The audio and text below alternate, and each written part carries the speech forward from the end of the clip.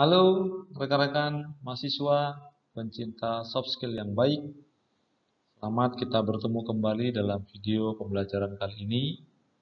Untuk rekan-rekan semuanya, pada hari ini kita akan coba membicarakan satu topik khusus yang berhubungan dengan psikologi, yaitu tentang psikososial, yang pada akhirnya nanti kita akan melihat tahapan perkembangan diri manusia. Nah, oleh karena itu, rekan-rekan mahasiswa, silakan menyimak video pembelajaran pada hari ini. Mudah-mudahan Anda bisa memahami, paling tidak nanti mengetahui seperti apa sebenarnya tahapan kehidupan kita di dalam proses menjalani kehidupan kita sehari-hari, dan Anda tentunya bisa melihat apa kekuatan dan kelemahan ke dalam kehidupan kita, atau nilai-nilai apa yang nantinya kita akan peroleh ketika kita menjalani di setiap sesi atau di setiap tahapan kehidupan kita. Ya, silakan menyaksikan supaya nanti mendapatkan hal-hal yang mungkin Anda bisa ingat kembali dari apa atau dari tahapan yang sudah Anda lalui. Nah, rekan-rekan, sebelumnya kita jumpa lihat atau kita artikan terlebih dahulu sebenarnya apa itu psikososial. Jadi psikososial ini sebenarnya salah satu juga bagian penting dari studi psikologi secara umum ya. Jadi psikososial itu sesungguhnya nanti ingin melihat hubungan antara keilmuan psikologi dengan sosial kita. Berarti bagaimana cara berperilaku kita, berpikir kita, bertindak kita yang dihubungkan nanti dengan relasi kita atau relasi kemanusiaan kita dengan orang lain. Karena jelas rekan-rekan bahwa pada dasarnya manusia itu kan tidak bisa hidup sendiri. Manusia itu harus berelasi, manusia itu memiliki sosialnya masing-masing, sehingga memang di dalam topik ini psikososial memang nanti akan lebih merujuk pada satu perkembangan ilmu yang melihat bagaimana tindak tanduk berpikir kita, ya, berperilaku kita terhadap sosial kita, gitu ya, lingkungan kita di dalam sebuah masyarakat, di dalam sebuah komunitas, atau di dalam kelompok-kelompok tertentu. Nah, salah satu pelopor ya, salah satu nama yang cukup terkenal dan populer lah ya, artinya orang yang mendengungkan istilah psikososial ini, yaitu di dalam satu tema besar yang kita sebut tahapan kehidupan manusia, yaitu yang bernama Erik Erikson. Ya. Nah, Erik Erikson ini betul menjadi salah satu ahli psikososial ya, yang memang nanti melihat bagaimana ya kepribadian manusia itu kalau mau kita petakan, kalau mau kita lihat, kita cross check ya, berdasarkan rentang kehidupan kita atau lifespan kita, dan diikuti dengan di mana kita tinggal atau di mana kita memiliki lingkungan sosial, sehingga nanti cara-cara itu nanti bisa menentukan atau melihat atau berpengaruh besar pada perkembangan diri kita, cara berpikir kita gitu ya. Karena dengan demikianlah nanti kita bisa melihat dari tahapan kehidupan kita pada level mana kita, lalu apakah kita nanti memiliki yang namanya virtue atau kekuatan-kekuatan atau justru kelemahan-kelemahan sewaktu kita nanti menghadapi level kehidupan kita atau tahapan dalam kehidupan kita. Nah, ini salah satu mungkin rekan-rekan yang lain bisa menemukan ahli-ahli lain yang masih berbicara atau memiliki konsentrasi untuk membicarakan tentang teori atau konsep bagaimana perjalanan kehidupan manusia ya, atau tahapan kehidupan manusia. Nah, oleh karena itulah sebenarnya rekan-rekan, sesungguhnya pernahkah kita yang memikirkan begitu ya, seperti apa sebenarnya tahapan perkembangan diri kita? Dan saya kira kita menyadari bahwa kita semenjak mungkin katakan kita itu dirancang ya, atau misalnya kedua orang tua kita dipertemukan dalam sebuah ikatan atau komitmen dalam yang namanya keluarga, tentu tahapan manusia itu juga nanti akan berlangsung ya, setelah kita dilahirkan di dunia ini. Nah, sehingga tahapan inilah nanti yang menjadi bagian ya, pembentuk juga nanti wawasan dunia kita ya. Misalnya Anda dilahirkan di mana, di keluarga mana, begitu. Seperti apa keluarga kita, lalu bagaimana bentuk-bentuk proteksi keluarga kita pada diri kita, bagaimana misalnya kedua orang tua kita itu memberikan ajaran-ajaran dan falsafah kehidupan. Nah, saya kira itu juga nanti akan membentuk ya bagaimana wawasan dunia kita. Jadi dalam tahapan itu nanti akan masuk pada arah sana. Termasuk juga dari tahapan kehidupan kita itu juga perjalanan kehidupan kita juga akan memperlihatkan sebenarnya di tahapan-tahapan tertentu kita ternyata memiliki tujuan-tujuan dan makna hidup ya, seperti yang video yang sudah kita pelajari bahwa kita memiliki target, kita ada harapan, kita ada mimpi-mimpi yang perlu kita kejar gitu ya. Sehingga dari tahapan itu nanti mungkin di tahapan yang pertama akan berbeda keinginannya, mungkin akan berbeda juga tujuan yang mau kita capai atau target kita akan berbeda-beda tergantung nanti pada level atau tahapan yang kita kerjakan atau kita lalui. Atau misalnya rekan-rekan juga nanti akan membentuk yang namanya sebuah mekanisme pertahanan diri kita. Ya, di dalam tahapan kehidupan kita ini kita nanti akan membutuhkan bagaimana sebenarnya mekanisme pertahanan diri Anda di dalam mengalami sebuah krisis, di dalam mengalami sebuah problema atau masalah, atau di dalam mengalami sebuah trauma misalnya. Ya, nah di dalam tahapan itu kita dengan sendirinya ya akan memiliki yang namanya mekanisme pertahanan diri. Nah untuk topik ini sesungguhnya nanti rekan-rekan akan kita pelajari pada satu topik pertemuan yang nantinya kita akan bertemu di sana membicarakan itu, ya, mekanisme pertahanan diri. Nah, namun dengan adanya tahapan perkembangan diri itu nanti teman-teman pada dasarnya memang akan ada virtue, akan ada kekuatan-kekuatan atau nilai-nilai yang positif yang bisa kita pelajari sebenarnya ketika kita nanti mengalami perkembangan kehidupan kita. Nah, seperti apa nanti virtue kekuatan itu tentunya akan berbeda-beda di setiap level. Namun seperti yang tadi saya katakan di pengantar, bahwa nanti acuan saya dalam membuat video ini adalah menurut teori Erik Erikson. Ya. Jadi akan ada level-level yang disampaikan atau dalam tahapannya sehingga virtue-virtuenya juga akan muncul berdasarkan pendapat beliau. Nah, menurut Erik Erikson teman-teman, secara umum ya, gambaran umum tahapan perkembangan manusia itu ada 8. Ya, ada 8 teman-teman, yang nanti kita akan bicarakan ini satu persatu.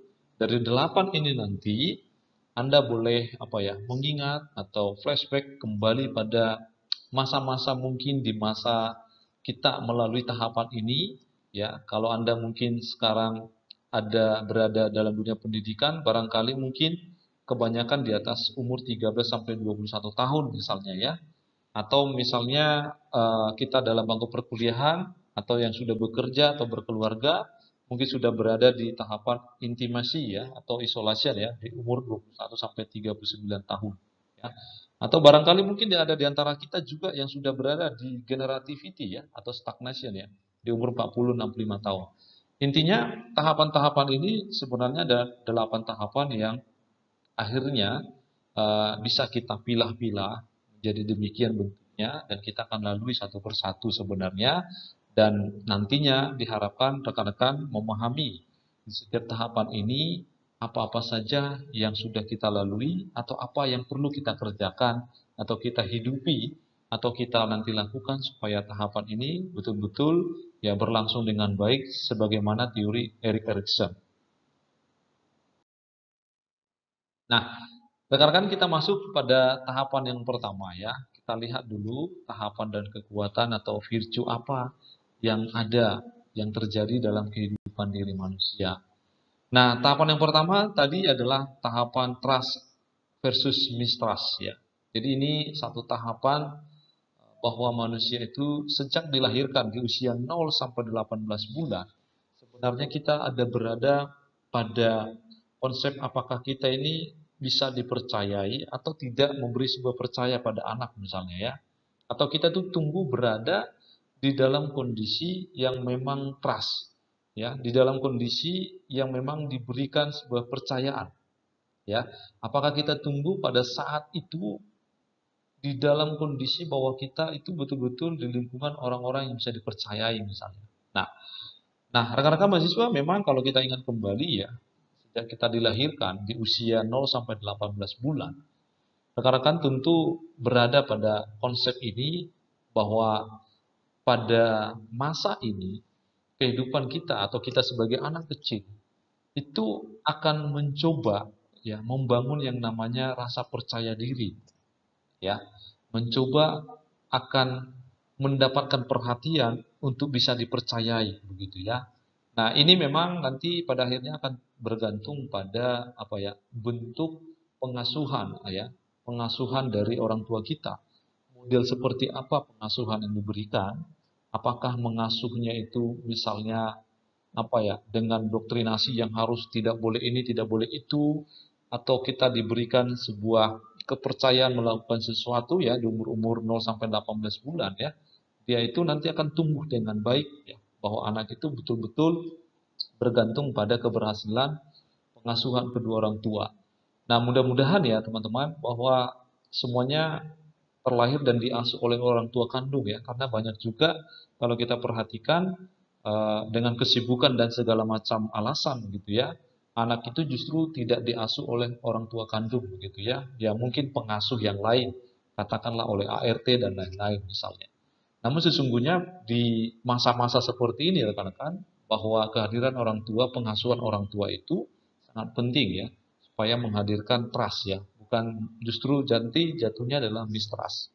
Nah, pada momen seperti ini juga memang kualitas pengasuhan anak itu bisa mengenali ya, bagaimana sebenarnya kehangatan asuhan dari kedua orang tua kita yang memang misalnya peduli kepada kita gitu ya, responsif ya, mau segera mungkin kalau ada kita punya masalah ya, responsifnya itu bagus dan konsisten tentunya ya, mengasuh dengan baik dan dapat diandalkan ya. Sebagai orang tua saya kira bagi Anda yang sudah berkeluarga atau bagi Anda yang punya mimpi untuk berkeluarga nantinya, tentu kita sangat mengharapkan bahwa kita menjadi orang tua yang bisa dibanggakan, orang tua yang bisa diandalkan oleh anak-anak yang kita lahirkan di dunia ini misalnya ya.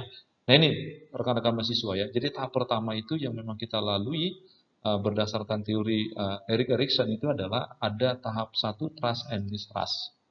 Dan di masa-masa setiap tahapan itu memang manusia itu atau kita sendiri pasti mengalami yang namanya krisis.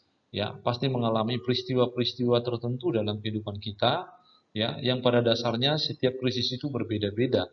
Tapi di usia-usia seperti ini saya kira hampir semua sama ya, bahwa ya namanya juga bayi gitu ya, pasti punya masalah yang hampir sama di semua bayi secara keseluruhan ya. Nah, kalau kita nanti berhasil ya, atau misalnya anak-anak kita yang ada di posisi sekarang usia 0 sampai 18 bulan berhasil menghadapi krisis-krisis tertentu itu, masalah-masalah tertentu itu, maka sebenarnya anak itu akan tumbuh tangguh.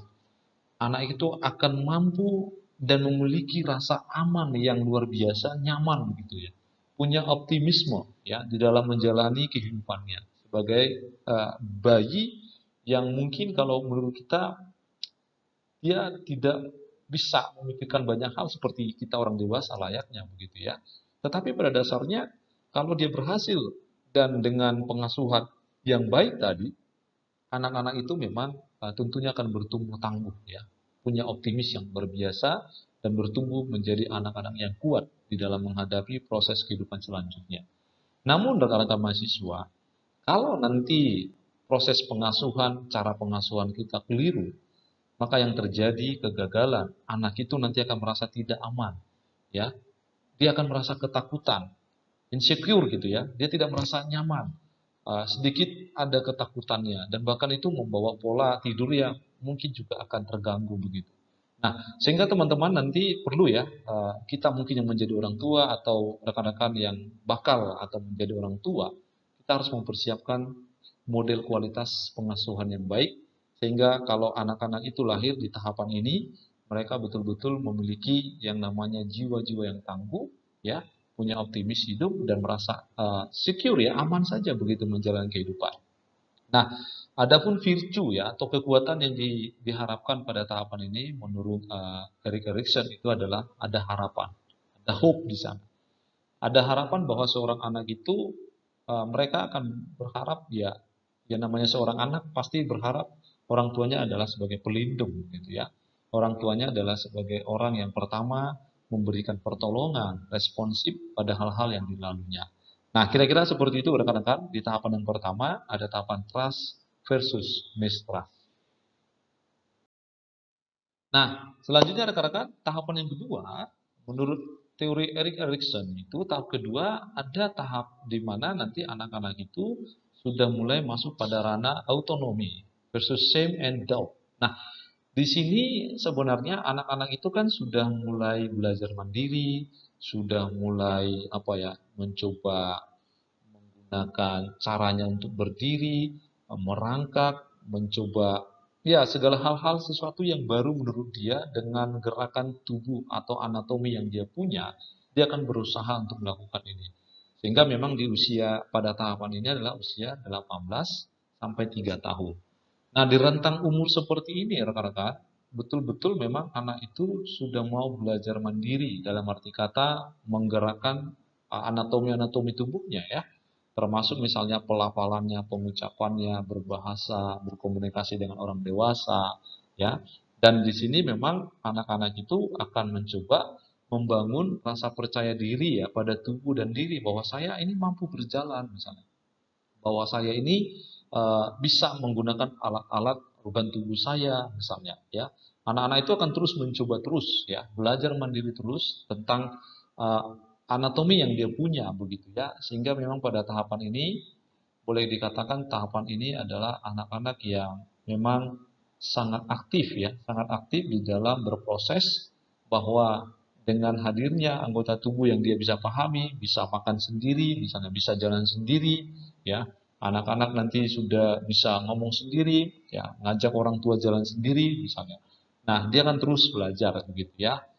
Nah, sehingga kalau dia mengalami krisis tertentu atau fenomena-fenomena pada tahapan ini dia berhasil, anak-anak itu memang di umur rentang seperti ini akan memiliki jiwa yang mandiri gitu ya. Bisa membuat keputusan, lalu bisa banyak belajar hal-hal yang baru begitu ya. Dia akan mencoba terus. Karena di dalam kehidupannya, karena dia sudah mampu menggerakkan seluruh anatomi tubuhnya, dia terus berproses. Nah, terutama nanti rekan-rekan mahasiswa, bagi Anda mungkin yang memiliki anak-anak yang aktif atau super aktif gitu ya, yang kinesik misalnya, yang senang dengan gerakan, itu biasanya memang mereka akan selalu belajar banyak hal, berpindah-pindah tempat, ya, di satu mainan ini, mainan yang lain, pergi satu tempat, ya, di kamar, di mana begitu ya. Nah, di situ nanti mereka terus sebenarnya itu sedang menemukan banyak hal atau belajar secara mandiri. Nah, tapi kalau dia gagal, rekan-rekan, pada di usia 18 bulan sampai 3 tahun ini, kalau mereka gagal, itu biasanya nanti anak-anak itu akan mendapatkan apa ya, perasaan-perasaan rasa malu atau pemalu melihat orang tidak berani, ya, diajak berbicara pada orang tidak berani, banyak diselimuti oleh keraguan-raguan, ya, dan tidak kompeten tentunya ya. Jadi memang di tahap-tahap seperti ini rekan-rekan betul-betul memang kita harus pantau ya sisi perkembangan anak itu, jangan sampai anak-anak itu betul-betul terlalu banyak larangan gitu ya, sehingga dia nanti akan takut, dia akan memiliki rasa malu yang terlalu berlebihan sampai melihat orang juga menangis begitu padahal sudah umur 3 tahun misalnya. Nah, ini perlu nanti dicegah tentunya dengan pengasuhan yang baik ya. Nah, lalu apa yang menjadi kekuatannya? Apa yang menjadi virtunya? Nah, kekuatannya memang di usia ini adalah will, ada kemauan, ada keinginan, ada rasa yang terus-menerus mau belajar, ya. Jadi di tahapan ini jangan sampai kita apa ya, membuat anak kita itu malah tidak memiliki keinginan untuk mau belajar terus. Kita harus mendukung, kita harus memberikan kesempatan buat anak-anak kita belajar hal-hal yang baru supaya mereka nanti memiliki kesempatan emas dalam kehidupannya, banyak pengalamannya, ya. Jadi dengan pengkondisian atau situasi yang kita buat atau iklim yang kita dukung, anak-anak itu nanti bisa memiliki kekuatan mau belajar. Jangan sampai anak itu dilarang sini, dilarang ini, akhirnya dia tidak mau belajar, ya pengetahuannya nanti akan stuck begitu ya, berhenti pada apa yang saja yang cukup dia tahu. Padahal mungkin di luar itu masih banyak hal yang mungkin dia mau eksplorasi. Kira-kira begitu ya. Jadi di tahap kedua ada di tahap di usia 18 bulan, 3 tahun ini sampai 3 tahun, bagaimana nanti anak-anak itu sudah mulai memahami atau menggunakan seluruh anatomi tubuh ya, kehidupannya begitu ya dalam berproses. Nah, selanjutnya rekan-rekan kita masuk pada tahap yang ketiga. Nah, di tahap yang ketiga ini setelah tadi anak itu sudah mulai bisa menggunakan uh, seluruh motorik ya atau anatomi kehidupan tubuhnya dalam dalam proses kehidupannya, maka ini sudah masuk pada tahap yang ketiga di usia 3 sampai 5 tahun. Anak-anak itu nanti sudah masuk pada tahapan inisiatif dan growth ya. Jadi inisiatif ini sepertinya nanti anak-anak itu betul-betul sudah boleh kita katakanlah usia-usia yang sangat senang bermain. Usia-usia yang cukup dekat dengan teman-teman seumuran yang mau bermain, ya, berimajinasi, entah jenis mainan apapun, mereka itu sangat senang, ya, usia-usia bermain. Anak-anak itu juga sudah mulai bermain peran ya, role playing gitu ya. Dia akan mencoba menirukan, misalnya ibunya katakan senang masak, dia akan berpura-pura jadi seorang ibu, ya. Kalau dia anak laki-laki mungkin dia akan menirukan sosok ayahnya gitu ya. Jadi anak-anak yang sudah mulai bermain peran. Atau rasa ingin tahunya juga semakin tinggi teman-teman. Kalau yang tadi juga sudah ada rasa ingin tahu, nah di sini semakin banyak lagi. Ya, dia akan banyak juga mungkin bertanya pada kita ya tentang suatu hal yang menurut dia masih abstrak, itu akan ditanyakan. Dan sebagai orang tua memang kita harus siap ya. Dan untuk Anda yang rekan-rekan yang belum menjalin sebuah komitmen hubungan atau hubungan yang komit begitu. Nah, ini juga kita harus persiapkan. Kira-kira nanti seperti apa, model orang tua seperti apa kita begitu ya. Atau misalnya nanti dia bisa apa ya, membuatkan suatu hal yang melihat perbedaan, oh ini salah Pak, ini benar Bu, ini benar Ma gitu ya. Jadi anak itu nanti memang di umuran seperti ini sudah mampu menilai ya. Paling tidak menilai satu hal yang mungkin relatif tidak terlalu apa ya, terlalu sulit untuk dipahami sebagai anak pada usia rentang ini. Tapi memang anak-anak itu paling tidak sudah mampu memberikan jawaban pada kita. Oh ini salah, ini benar, begitu ya. Walaupun yang dibicarakan itu mungkin masih terlalu sederhana ya buat kita sebagai orang yang dewasa yang mampu memikirkan. Tapi untuk anak-anak di usia seperti ini sebenarnya mereka-mereka itu sudah mampu ya memberikan namanya penilaian, ada hal yang benar, ada yang salah begitu. Nah, rekan-rekan mahasiswa, kalau nanti anak-anak itu pada usia ini atau tahap ketiga ini berhasil melewati uh, krisis di dalam kehidupannya, ya peristiwa-peristiwa dalam kehidupannya, anak-anak itu memang nanti akan memiliki yang namanya rasa percaya berani ya, mencoba hal-hal yang baru. Mereka siap untuk menghadapi tantangan-tantangan tertentu gitu ya. Misalnya kalau kita mau ajak bermain, anak-anak itu nanti bisa menghadapi tantangan dan menerima ya kalau berhasil. Artinya dia bisa memahami proses dalam kehidupannya itu bahwa krisis itu bisa dilaluinya dengan baik. Jadi dia punya konsep tantangan itu ya harus saya terima, saya bisa kerjakan dengan baik begitu. Nah, namun berbeda rekan-rekan. Kalau nanti anak-anak itu tumbuh ternyata gagal ya di dalam memahami krisis yang dihadapinya. Justru takutnya nanti anak-anak itu malah memiliki yang namanya rasa takut yang berlebihan, ya, takut berekspresi, ya, takut nanti dianggap salah, takut dihukum, takut bersalah, gitu ya, takut bahwa apa yang dikerjakannya itu selalu salah di mata orang tuanya, ya, selalu salah di mata kakak abangnya barangkali kalau ada gitu ya. Nah itu biasanya akan seperti itu, ya. Nah kita harus memang menciptakan iklim yang baik sehingga di tahapan yang ketiga ini anak-anak itu memang harus memiliki rasa berani gitu ya menghadapi segala tantangan di usia-usia 3 sampai 5. Yang sebenarnya itu kan sebenarnya masih usia emas ya. Di angka 0 sampai 5 tahun itu biasanya ini rentang-rentang usia yang memang pengasuhan dari orang tua itu sangat penting hadir. Tapi khusus di usia 3 sampai 5 tahun karena anak pada posisi ini sudah mulai bisa memikirkan, bisa menilai, berimajinasi, walaupun imajinasinya mungkin imajinasi yang sederhana sebagai anak-anak, tapi mereka akan mencoba terus belajar dan berani mencoba dan menerima tantangan. Nah, sehingga nanti memang rekan-rekan mahasiswa, kekuatan atau virtue yang nantinya didapatkan anak-anak di usia rentang 3 sampai 5 tahun, kalau mereka nanti berhasil, itu virtue-nya itu punya tujuan, ya, purpose. Ya, seperti kita mempelajari video sebelumnya tentang tujuan dan makna hidup. Mereka itu dengan sederhananya sudah memiliki tujuan atau target tertentu yang mungkin bagi kita sangat sederhana. Tapi bagi mereka itu satu pencapaian yang luar biasa, ya, di masa-masa itu. Jadi virtue-nya, kekuatannya sudah punya tujuan. Di kerangka berpikirnya itu sudah punya target gitu loh. Ada hal yang mau dikerjakan. Begitu ya di tahap yang ketiga ini. Nah, selanjutnya rekan-rekan, kita akan masuk pada tahap yang keempat, ya, industri dan inferiority. Nah, ini sebenarnya tahapan bahwa anak-anak itu sudah berada di usia 5 sampai 13 tahun. Biasanya kita katakan ini tahapan anak sekolah, ya.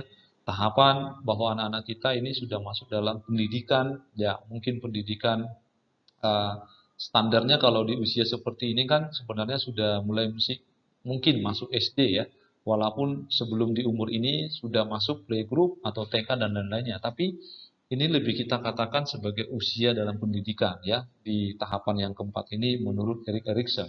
Nah, artinya nanti di tahapan ini bahwa anak itu akan berada pada lingkungan baru yang tadinya dia lebih banyak di rumah, sekarang ada lingkungan sosial barunya, yaitu di sekolah. Dia akan bertemu guru, ya, dia akan bertemu anak-anak, teman-temannya, ya. Ya, walaupun dalam kondisi sekarang memang karena kita dalam kondisi pandemi, ya, anak-anak di usia atau berada di rentang ini bertemunya melalui virtual, ya. Anak-anak hanya bertemu dengan cara online atau daring, tapi pada dasarnya lingkungannya sudah ada teman baru gitu, sudah ada guru, sudah ada teman-teman yang nanti bisa diajak bermain, belajar bersama begitu. Nah, lalu kemudian di tahapan ini memang nanti sudah ada tugas nih, ada tanggung jawab sebagai anak sekolah, ya. Ada PR-nya barangkali, ada tugas dari gurunya barangkali, ada juga mungkin tuntutan dari orang tuanya untuk belajar di rumah dengan baik, ya. Lalu ada kompetensi yang diharapkan, ya. Jadi ada penilaian yang juga, ya, namanya juga sekolah, ya rekan-rekan, tentu pasti ada penilaian juga. Lalu ada keterampilan yang harus dimiliki, ya. Misalnya kelas 1 SD harus apa, kelas 2 SD harus apa, ketika nanti SMP juga harus apa gitu, ya. Mereka sudah memiliki yang namanya eh, apa ya, target-target dan keterampilan yang harus mereka kuasai. Sehingga memang pada tahapan yang keempat ini kita boleh katakan memang usia-usia anak yang memang masuk dalam sekolah atau pendidikan. Nah, di dalam proses pendidikannya tentu anak-anak itu juga akan memiliki yang namanya krisis, ya, mengalami sebuah pengalaman-pengalaman dalam menjalani kehidupan akademiknya dalam sekolah. Nah, kalau anak-anak itu nanti berhasil, anak-anak itu nanti akan memiliki yang namanya self esteem, ya, memiliki keyakinan tinggi pada dirinya sendiri. Dia akan merasa kalaupun dia gagal dalam pelajaran, tapi kegagalan itu nanti dijadikan sebagai apa ya? Sebuah tantangan. Kegagalan itu dijadikan sebuah hal yang harus dia perbaiki begitu, ya. Nah, itu di usia sekolah harusnya seperti itu. Tapi yang jadi masalah ternyata kalau nanti dia tidak berhasil mengalami krisis, ya, atau menjalani krisis dalam dunia pendidikannya di sekolah, biasanya nanti anak-anak itu akan memiliki apa ya, ketidakyakinan atau memiliki tetap ada keyakinan tapi keyakinan self esteemnya itu rendah, ya. Kegagalan itu dianggap menjadi sebuah masalah, kegagalan itu dianggap menjadi sebuah hal yang tidak mendukung perkembangan dirinya begitu. Tapi seharusnya kan kegagalan itu harus dijadikan sebagai sumber utama bahwa nantinya dia akan terus mencoba dan dia bisa berhasil dalam kegagalan itu. Nah, sehingga nanti rekan-rekan mahasiswa, virtue atau kekuatan yang nantinya diperoleh pada anak di rentang usia ini harusnya adalah kompetensi. Dia akan memiliki kompetensi atau keterampilan-keterampilan khusus, ya. Entah itu keterampilan akademik, ya, keterampilan nanti skillnya juga, atau keterampilan yang dia peroleh dari setiap mata pelajaran yang dia hadapi atau dia peroleh dari guru-gurunya, maka kekuatannya ada di sana. Semakin nanti dia mengasah keterampilannya itu, ya, kekuatan itu itu juga nanti akan membawanya pada satu tahapan yang baik nanti dalam proses berpikirnya dan juga di dalam proses nanti berperilakunya. Ya, ini tahapan yang keempat ya, di usia 5 sampai 13 tahun. Nah, selanjutnya rekan-rekan mahasiswa kita masuk pada tahapan yang kelima. Ini sudah masuk pada usia 13 sampai 21 tahun, usia di mana anak-anak itu nanti sudah mencoba mencari identitas atau role confusion, artinya mencoba mencari saya ini siapa? Who am I? Siapa saya? Siapa saya? Bagaimana diri saya? Sudah mulai bertanya demikian. Karena di usia 13 sampai 21 tahun memang masa-masa kalau kita katakan ini kan masa-masa remaja ya, atau kalau kita katakan mungkin dewasa muda ya, yang baru mengenal bagaimana identitas diri kita. Siapa saya? Lalu kemudian nanti penemuan identitas ini akan selalu berhubungan dengan agama ya, akan mempertanyakan bagaimana ya, bagaimana agama itu sudah dipahami atau betul, apakah dia meyakini agamanya, budaya juga demikian, dia akan mempelajari banyak budaya, mencoba menyerap mana budaya yang baik, yang positif, nilai-nilai moral di masyarakat, dan bahkan nanti sampai urusan seksual, teman-teman, ya. Bahkan sampai urusan seksual, saya akan memikirkan seperti apa pasangan saya, misalnya seperti itu ya, akan dia berpikir ke sana karena di usia-usia seperti ini memang usia-usia yang coba menunjukkan bagaimana jati dirinya yang berhubungan dengan hal-hal tadi ya, dan terus melakukan yang namanya eksplorasi diri, terus menemukan jati dirinya seperti apa, jadi selalu mencoba.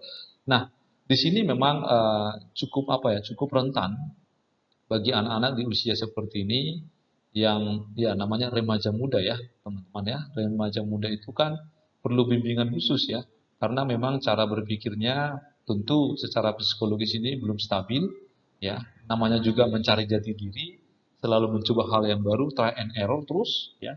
Intinya sebagai orang tua ya, tentu pada masa seperti ini memang harus bisa dikontrol, tapi bukan artinya selalu diproteksi dengan ketat, bisa juga nanti menyebabkan anak itu tidak memiliki yang namanya penemuan jati diri ya. Kita tetap membiarkan dalam arti kata di bawah kontrol kita ya, tetap nanti menjaga supaya mereka tetap terarah.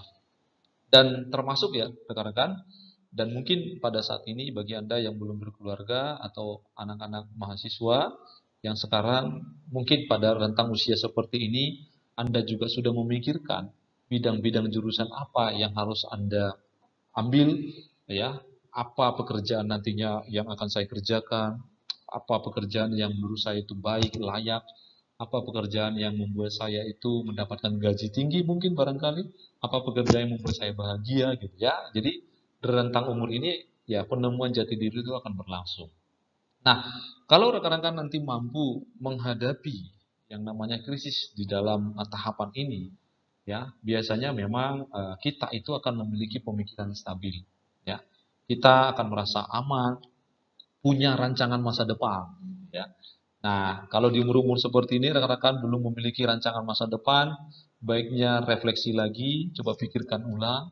Saya sudah di usia ini, di tahapan yang kelima ini, apa rancangan ke depan saya, begitu ya, harus seperti itu. Tapi kalau memang kita nanti gagal ya, menghadapi krisis, biasanya memang orang-orang yang gagal di usia seperti ini ya pemikiran tidak stabil, tidak jelas. Identitas dirinya itu bisa kabur ya, mungkin mengalami gejala penemuan identitas yang sulit, walaupun nanti suatu saat bisa, tapi tidak akan stabil gitu. Ya, merasa tidak aman, ya, merasa gagal terus dalam kehidupannya, apalagi tidak bisa menentukan masa depannya seperti apa. Nah, ini kalau nanti kita memang gagal di dalam menemukan identitas kita ya di usia 13 sampai 21 tahun ini. Nah, kekuatannya atau virtue yang kita dapatkan apa?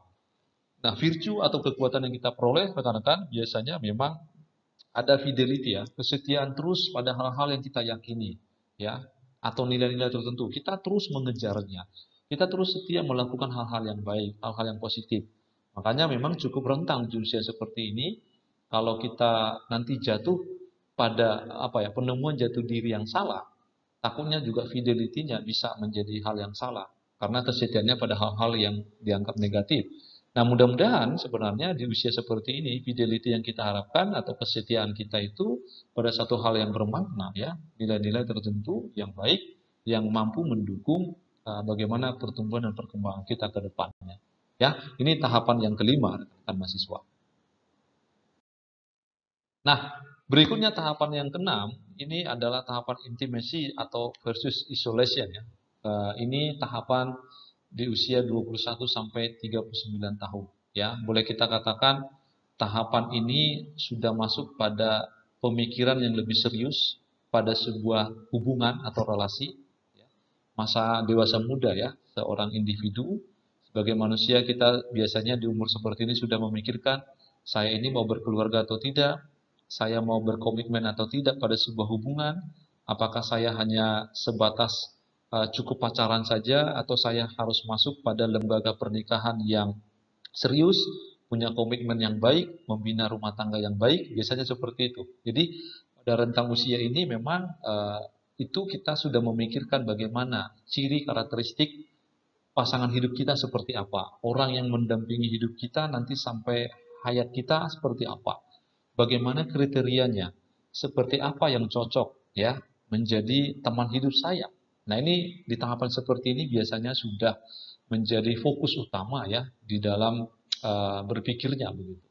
Nah, kalau di dalam proses mengalami kehidupan di tahapan ini, biasanya kita itu kalau berhasil, ya, mengalami krisis yang kita lalui, kita nanti akan memiliki yang namanya hubungan atau relasi yang kuat dengan pasangan kita. Kita punya komitmen yang sangat baik, ya, artinya kita tidak akan memiliki nanti pikiran-pikiran mendua mungkin, ya, pikiran-pikiran selingkuh atau pikiran-pikiran yang membuat pasangan hidup kita nanti akan menderita dengan keberadaan kita, tidak. Tapi kalau kita menghadapi krisis yang baik, menemukan, ya, katakanlah pasangan hidup kita dengan baik, maka sesungguhnya nanti kita sudah punya komitmen yang baik, kita sudah sadar bahwa saya akan memiliki pasangan hidup yang mampu nanti menemani saya, baik itu suka maupun duka dalam kehidupan saya sampai akhir hayat kehidupan ini, misalnya begitu. Tapi teman-teman, kalau gagal begitu, ya, di usia seperti ini, menurut Erik Erikson itu, hubungan itu nanti menjadi tidak jelas, ya. Kita tidak bisa memaknai relasi itu seperti apa, relasi suami istri itu seperti apa, ya. Hubungan yang berkomitmen itu seperti apa, itu tidak akan bisa. Dan pasangan hidup itu bisa jadi akan dianggap tidak penting. Karena apa? Pasangan hidup itu merepotkan. Pasangan hidup itu ibaratnya apa, ya? Mengekang saya, tidak bebas, misalnya, ya. Maka sebenarnya juga banyak orang-orang mungkin barangkali di umur-umur seperti ini memilih jalan lain bahwa ya tidak perlu ada pasangan hidup gitu. Ya. Bisa jadi karena memang dia apa, ya, gagal memaknai atau misalnya ada alasan-alasan tertentu, ya teman-teman. Banyak alasan bahwa memang keputusan untuk berkeluarga dan tidak berkeluarga itu ada alasannya banyak, ya. Tapi secara psikologis di usia seperti ini menurut Erik Erikson, kalau kita gagal menghadapi krisis, ya, bisa saja memang kita akan menganggap pasangan hidup itu tidak penting. Ya, tidak perlu ada, ya. Kita nikmati hidup sendiri saja begitu. Tanpa ada sebuah ikatan, tanpa ada sebuah komitmen. Maka nanti teman-teman di usia 21 sampai 39 tahun atau di tahapan yang keenam ini memang virtunya atau kekuatan yang diharapkan itu adalah love, ya. Bagaimana cinta kasih kita, kasih sayang kita kepada orang yang mau kita ajak untuk hidup atau sebagai pasangan hidup kita, gitu, ya. Jadi virtunya ada di sana. Bagaimana kita mengasihi, bagaimana kita memberi perhatian, gitu, ya. Bagaimana kita betul-betul peduli dengan pasangan hidup kita. Nah, itu virtunya yang nanti kalau bisa kita melewati masa-masa di tahapan yang keenam ini. Nah, tahapan yang ketujuh, rekan-rekan, ada tahapan generativity dan stagnation, ya, yaitu di usia 39 sampai 65 tahun, ya. Ini usia-usia yang boleh kita katakan memang usia dewasa, ini, ya, usia dewasa yang memang kita katakanlah ini sudah mengharapkan bahwa di dalam kehidupan kita ini sudah banyak hal yang kita lalui, kita jalani, ya istilahnya banyak asam garam kehidupan lah yang kita lalui. Dan biasanya di tahapan ini kita akan berusaha memikirkan selanjutnya bagaimana generasi kita, gitu ya. Bagaimana misalnya keturunan kita melanjutkan kehidupannya. Kita sudah berada pada tahapan ini, ya. Kalau bagi Anda yang mungkin sudah berada di umur-umur seperti ini, maka rekan-rekan mahasiswa barangkali juga akan memikirkan, nanti anak saya mau seperti apa?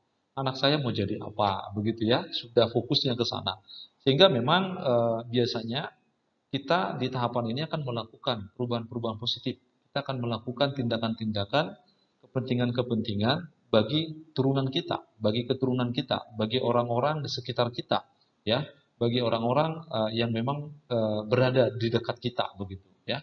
Biasanya di usia seperti itu akan memikirkan itu dan melakukan hal-hal yang terbaik atau menyediakan, ya, menyediakan hal-hal yang mungkin suatu saat bisa kita apa ya, kita berikan sebagai sebuah pelajaran hidup, ya, entah itu bentuknya material ataupun non material pada keturunan kita. Biasanya di tahapan ini kita sudah memikirkan itu.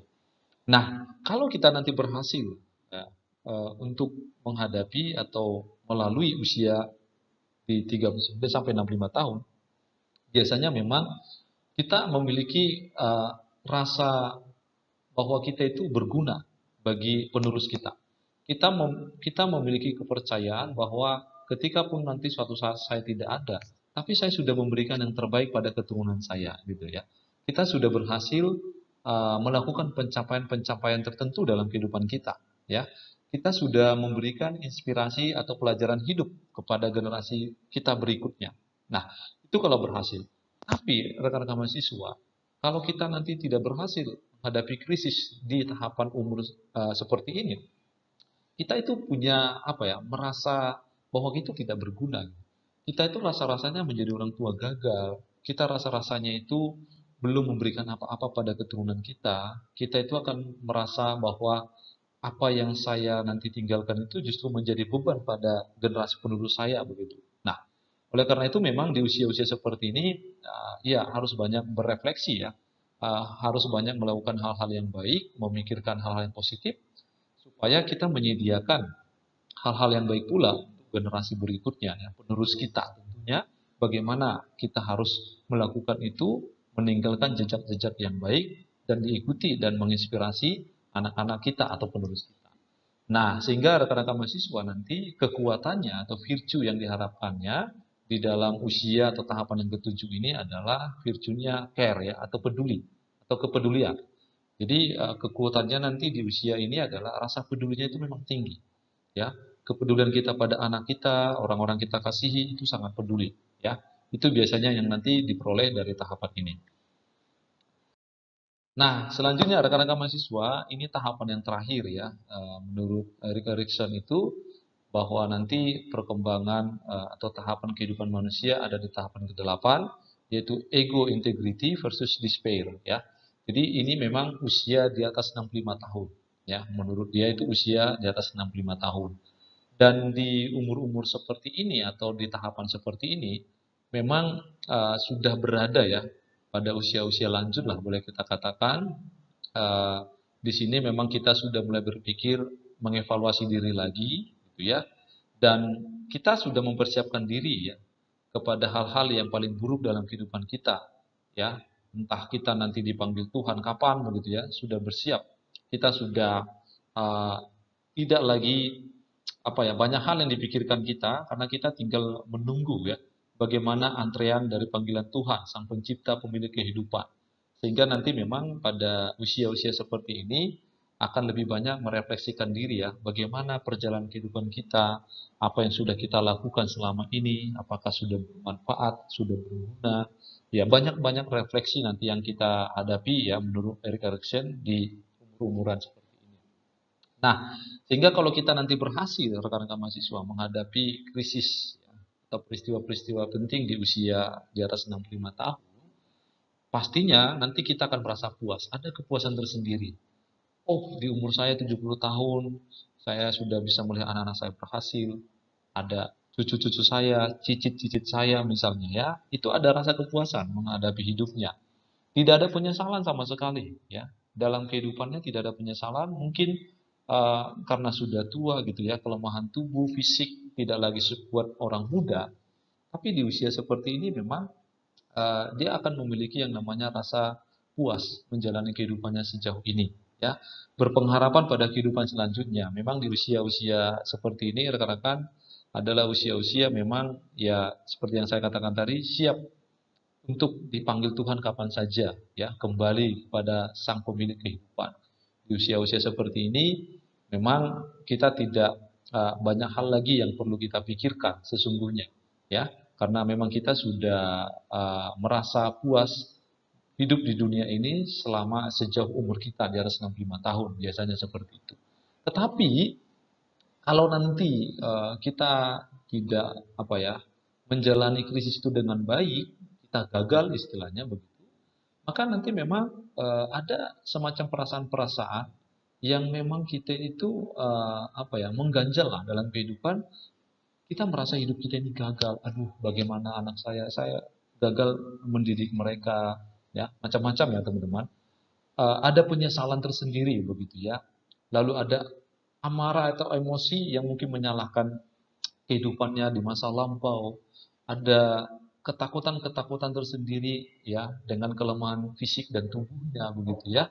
Dan tentunya memang rasa-rasanya yang paling menakutkan ya tidak memiliki pengharapan bahwa nanti setelah kehidupan ini ada kehidupan selanjutnya. Nah, itu yang perlu memang dipahami. Makanya di usia-usia lanjut seperti ini memang harus diberikan ya pertolongan-pertolongan, bimbingan dan doa barangkali ya dari anak-anaknya, dari komunitas untuk mendukung ya. Mungkin pada saat ini boleh kita katakan umur-umur oma, opa gitu ya, nenek, kakek begitu, sehingga nanti dibutuhkan pertolongan supaya mereka siap menghadapi kehidupan selanjutnya ya di umur yang di atas 65 tahun. Nah, kekuatannya apa teman-teman? Kekuatannya memang usia-usia seperti ini kita katakan virtunya, kekuatannya adalah wisdom ya, kebijaksanaan. Mereka itu sangat memiliki sikap yang bijaksana, betul-betul bijaksana dengan baik, memilih uh, menghadapi kehidupan, melanjutkan proses, ya boleh kita katakan sisa kehidupan begitu ya. Walaupun kita tidak tahu ya teman-teman, bahwa usia kita itu meninggal, itu tidak akan tahu karena itu rahasia Tuhan. Tapi memang di usia seperti ini memang wisdom ya, kebijaksanaan itu sudah ada begitu ya. Bukan berarti di usia yang lain tidak bijaksana, tapi ini kebijaksanaan yang akhirnya sudah menikmati segala perjalanan kehidupannya begitu.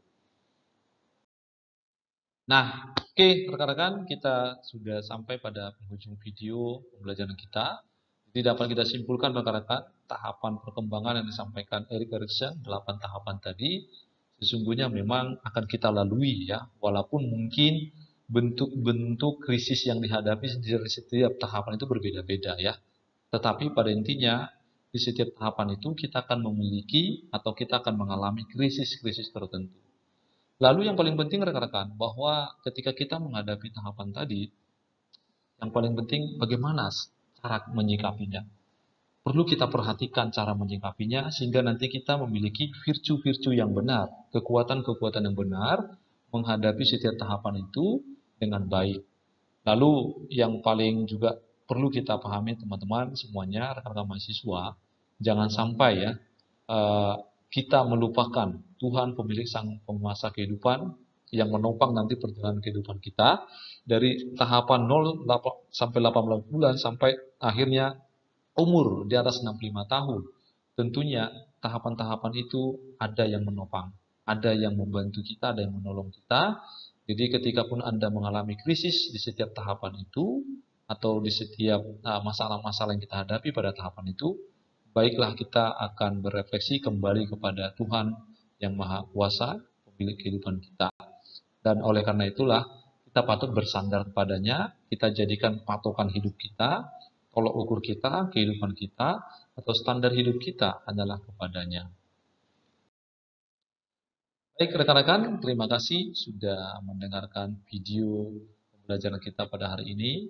Kita sudah sampai pada topik pembicaraan bagaimana psikososial yang berhubungan dengan tahapan perkembangan diri kehidupan kita. Kalau ada rekan-rekan yang mau bertanya, silakan nanti kita boleh diskusi dalam pertemuan sinkronus.